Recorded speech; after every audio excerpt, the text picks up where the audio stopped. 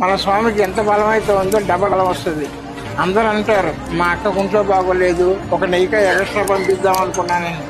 మనం భారం ఎంత పెడితే అంత భారం అనుభవిస్తాడు. అందుకనే ఇదే కాయలు అందరూ పట్టుకుంటే మోక్షం వస్తుంది. ఓకే, పట్టుకోండి. ఒక ఇరుముల్లో ఒక్క కాయ వెళ్ళాలి. 10 కాయలు వేస్తే అని భారం అయిందంటే ఏమవుతుంది? ఆ భారం అలాగే మిగిలిపోతుంది జీవితం అంతా. వాళ్ళకి తెలియదు. వాళ్ళు చెప్పులు వేసుకుంటారు, మంచం మీద పడుకుంటారు, 3 పూట్ల తింటారు, అటు ఇటు పోతారు. వాళ్ళు నిష్టగా ఉంటారు కదా, మన నెయ్యి కాయసం మంచిగా ఉండాలని ఉండదు కదా.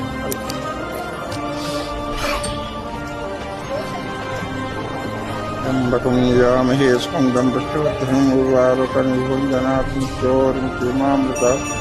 నమస్తే అస్తు భగవన్ విశ్వేశ్వరాయ మహాదేవాయ త్ర్యంబకాయ త్రిపురాంతకాయ ఏకాగ్నికారాయ కాలాగ్నిరుద్రాయ నీలకంఠాయ